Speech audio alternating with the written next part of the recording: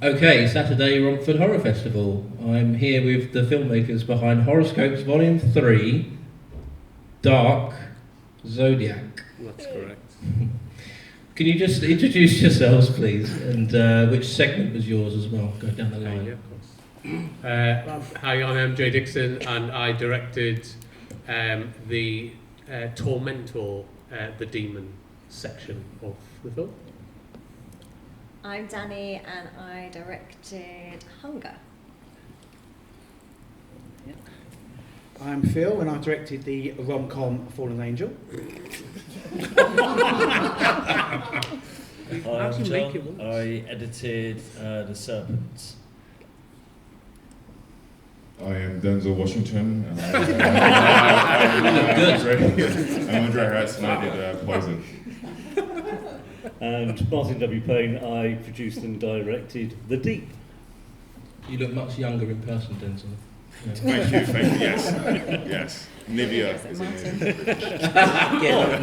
A bit of advertising. I think you're finding it down as Dirty Street. Dirty Street Man number 2. Okay, so as we've established, there's already been two volumes of this one before. Yeah. We won't go into that again. How did we get to the set of next 12 directors? I mean, we've tried to carry over as many people as we can every time. I think we had a couple of changes for the second one, and then again, it was really the same for this. Yeah, we had a couple of changeovers.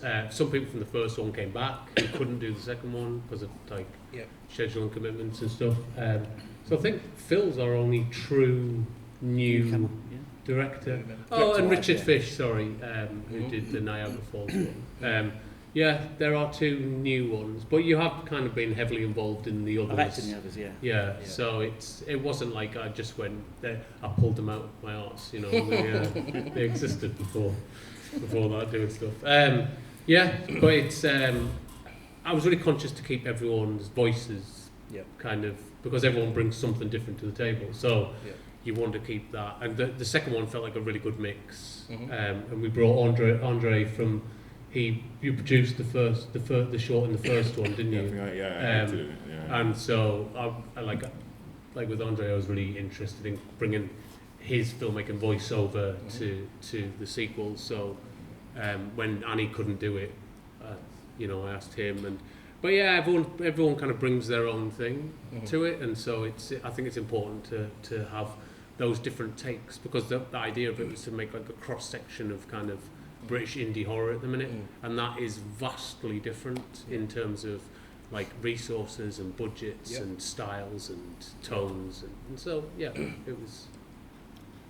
What was it that you wanted to? We're going to go down the line again. What was it you wanted to bring to your segment specifically? What did you want to portray? I think for the torment, the demon short, I always have the hard task of having to do mine last, because everyone else sends their films in, and then I go, okay, how many do I need to fill in that haven't handed a film in? Which was none this time, which was pretty good. But then the big problem with that was that like a couple of them were really similar to what I had planned. Specifically the Siren segment was really very close to what I initially was going to do. So I kind of, the challenge for me really was writing something that had that, the same energy, but was doing something completely different. But once I got all the shorts, I actually looked at it, and it was kind of very female-centric in terms of the stories and stuff. And so suddenly that went from, it feels like mine's too similar to one of them, to actually this fits into all of the shorts thematically really well. And so and also I always do like stupid stuff, so I wanted to do like something a little bit, and I like making puppets, so I thought, let's put a puppet in there, I mean, if I could re-answer, to be improved with puppets. I feel like if I could re-answer this question, it would be I wanted to do some puppets. and that's okay. Yeah, that's okay. Danny? I wanted to do something a bit different from what I'd done in the first two. So I think the first horoscopes, my piece was a bit more psychological, and the second one it was a bit more psychedelic and a bit darker. And I just wanted to bring a bit of comedy because it's not something I'd done in the other two, so just something a bit different. Yeah. And Phil's was the comedy, wasn't it? Yeah. Absolutely, yeah. Can you imagine if he'd got the last That's a downer. spot? Yeah. We want to say more of a social commentary, really. We want to say which was impactful. Also deals with some issues as well. So we sort of dealt with several things, blended them together. We thought what would shock people first of all, and we thought, well, kids or animals was the shock part of it. Yeah. And then from that we moved into things like sort of child abuse and that trauma and how it goes on, and we brought in religion and stuff. So we put in a few different areas we wanted to muddle together really and sort of show All how your food groups, just... That's it, yeah. Put it all in one mix and make a nice sort of, family film. Yeah. Nice to I'm glad you didn't boil a kitten. Actually, Yeah, disappointingly, we didn't get any laughs in our domestic abuse section either. So, but no, it was this time around. We looked into the characteristics of the serpent and that kind of zodiac sign, and then we basically myself and Rich, the director, and Isabel, the producer, kind of wanted to give a voice to people who didn't have a voice, basically. So the topic of domestic abuse, when it's aimed at the male, hadn't really been covered that much. So we kind of thought, this was our kind of chance to give these people a voice, and so hopefully we did that justice. But yeah. Jim. For me, I had a GIMP mask at home. That was my reason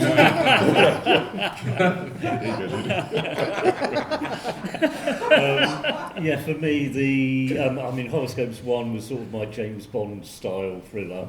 Horoscopes 2 was the comedy with fake dick. And so I thought I'd just go for something totally different for Horoscopes 3, which was actually looking into the sort of the legends about the Deep and Domnu, the Irish goddess or Celtic goddess. And it just sort of came from, let's just walk around a bit and film something, and let's see if I can get Robin Adams to put her head into the water, which she didn't do outside, but at least she did inside. When you guys, all of you see your film up there, what's the proudest moment that when you see your film you think, yeah, I'm really, really happy with that scene portrays all everything I wanted to get across? In this specific thing? Yeah. There's a couple. Well, I think there's a couple of things. Specifically, there's a really nice shadow shot where she transforms that we were going to kind of do as like a whole, like, kind of series of cuts, and then we just kind of caught the shadows just right. When we were shooting, and I said, okay, well, why don't we do like, something like the kind of old kind of Brian Yuzna kind of movies where it's kind of done like, someone walks behind a post and they become like the monster or vice versa. So it's just a little kind of thing like that kind of worked out really well. And then that kind of led to us doing a lot more kind of shadow play with the puppets and stuff, which worked quite nicely. But I mean, overall, I shot that on like a 300-pound camera, and like that's a big thing that I've been kind of working towards, because like I spent the last few years shooting on like a Blackmagic 6K Pro, and it's massive and heavy, and I've got to put it on big sticks and all this, and so I bought like a little kind of Sony, I think it's a ZVE 10, like you can get them for like brand new for like 500 quid. And I was like really conscious, like, can you make something look like super professional, like with like this kind of like cheap little camera? Horoscopes 2 were shot, the shorts that I did on that as well. But Beetle and Torment in this one were both shot on that camera. And seeing that on the big screen and knowing that little camera is that powerful is... Because you see it on a small screen, you think, I can probably get away with this. But seeing it on something that size, it really does. I think it legitimize. And like, I mean, again, like I'm a big bastion of like, you know, get a camera, go make a movie kind of thing. And so the fact that it's becoming that accessible is, I think, really amazing. So, you know, so I'm really proud I'm pretty proud of that little camera. Well, Dani. I really liked the shot when we were doing the spell with the kind of, we dropped the sheet down and the edit there, and that was Kamal Yildirim. He actually DOP'd and he also edited, so he kind of had that idea, but we were literally just, we had him on the floor and we were just dropping the thing on him time after time, but I like how it turned out. Yeah. I think for us, when we wrote the script, me and Sarah, we had Bella Rich in mind. Yeah. We've seen her do a lot of things. We've never thought they really showed her emotional range. Right. So we wrote the script, we wrote it for her just to show what she can do with her emotions. And I think watching her pull it on the screen is just amazing to see how talented she really is. Mm-hmm. That was our aim, really, writing the script. Yeah, I hope with our one it was all about the kind of build-up and the playing around with people's kind of perceptions of what was going on in the story. And for me, it's only really when, you know, we did like the end scene where it all kind of kicks off and gets quite disturbing.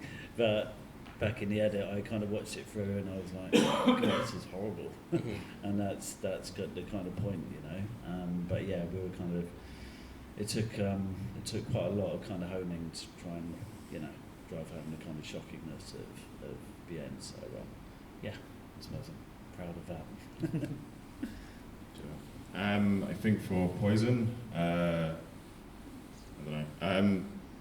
I really like this idea of like a god shot where you kind of put the camera down and look up at someone, and it kind of gives them this really intimidating vibe. And Nicholas Sabadas, who's the actor, I fucking love him. He's amazing. So he'd done a really good job in that. And when I watched it second time today, I was equally as intimidated as the first time when I saw it in Horror on Sea. So yeah, I think that was the shot that I kind of liked the most. To be fair, there's so much stuff that I kind of don't like, but you asked the question, what did you like the most? That's what I like the most, so that is my, I'm not going to answer the question about what I didn't like. What I most wanted, having thought about the entirety of it, was the drone shots. To actually get that image of Robin just walking through a landscape and being able to get someone who can fly a drone as expertly as Chris did, Chris Forshaw Media. He sort of turned up more as a camera assistant to the DOP. They have a company together, but he just then went, yeah, I can do that. Did you want the drone to fly over the water, to come down to the water and give that effect? Yeah, go on then. So he flew it expertly. I could mention I didn't use MJ Dixon for the drone shots. So, final question. Is there going to be a volume 4? Have you run out of Zodiac Science yet? I legitimately don't know. And also, what are you all working on next? Is it going to be a volume 4 or other projects? I think this was a tough one to put together. I don't know why. It started off quite easy, but obviously as well, we're all working filmmakers doing other stuff, so it's gradually got harder to pull the project together every year. In time, really, is the thing, because as well as you've got to wrestle these films out of filmmakers' hands a lot of the time, including my own. So this really ate into the last half of my year, just trying to get it ready to be here. So I think we said we'll take a year off and kind of. But I mean, we could, there could be another one. We could do something different. The idea, the actual doing anthologies is a great thing. When I know so many great filmmakers, so it's just fun to kind of see what they'll come up with if you give them a little bit of prompting. But also I should say that all three of these films. I've never given anyone a budget or anything. It's not like I go, here's some money, go and make a film. Everyone does it on their own ingenuity and everything.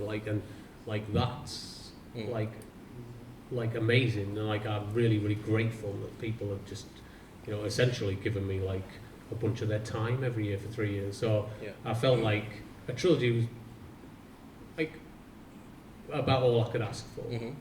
And I've got 2 features on this year, potentially 3. So I thought maybe I should just chill out a minute about trying to also organise an anthology in that. So yeah. So maybe. Yeah. Well, I think we'll pick up on anthologies again, Yeah. maybe in a year or 2. But will it be horoscopes or will it be something else? I don't know. Danny, what are you working on now? Not much really. I'm quiet. I've moved to the northeast and been forgotten about. So no, I'm quite quiet at the moment. But I've got something that I've written that I need to kind of revisit. So possibly that. It's the kind of vampire gangster thing, but it's a bigger budget than I've had before. So it's like a lot of cast and a lot of locations. So we shall see. Thank you. Yeah, we've got a few scripts in the pipeline, so I hope to make another 2, hopefully, shorts this year.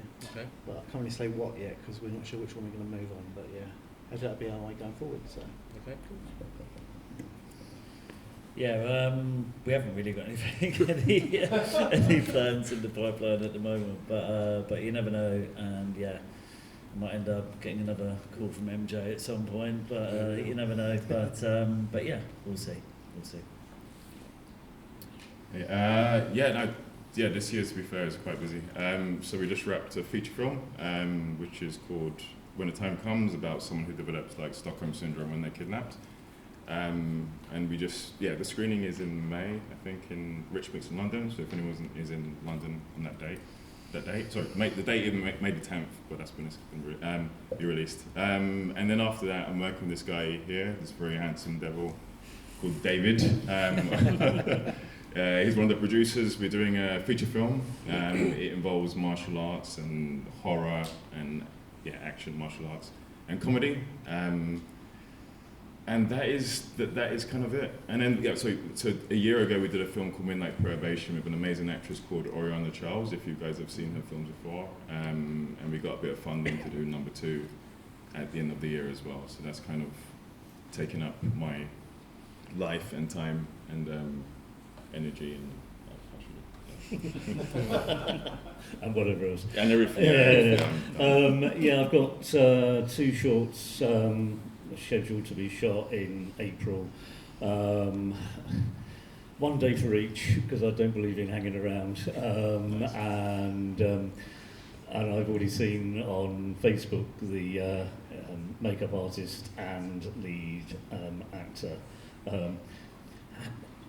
Bit of a giveaway, but the lead actor has had her face cast specifically for the short.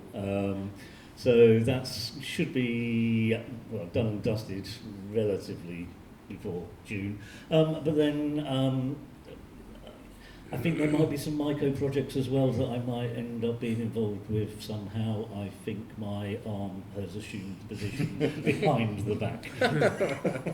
Sorry, I just want to say as well, MJ, thank you so much for inviting me to do horoscopes. I think it's a fucking amazing idea, and I think you should do it again. But not horoscopes, just do something different, like, I don't know, like, everyone choose an X-Men character, I don't know, but just do something like random. I was thinking maybe the Seven Dwarfs. Really Could you do Seven Dwarfs space horror? Maybe, yeah. Oh, We yes. could do that. Yes. It's the right time. We've got to go quick though. There's like a movie out next month, isn't there? Come on. There is. Right, get me in next week. Yeah. Okay, you're on. Thank you all so much for joining us. Congratulations on Horoscopes 3, and best of luck to you all on your future projects. Thank you. A round of applause, please.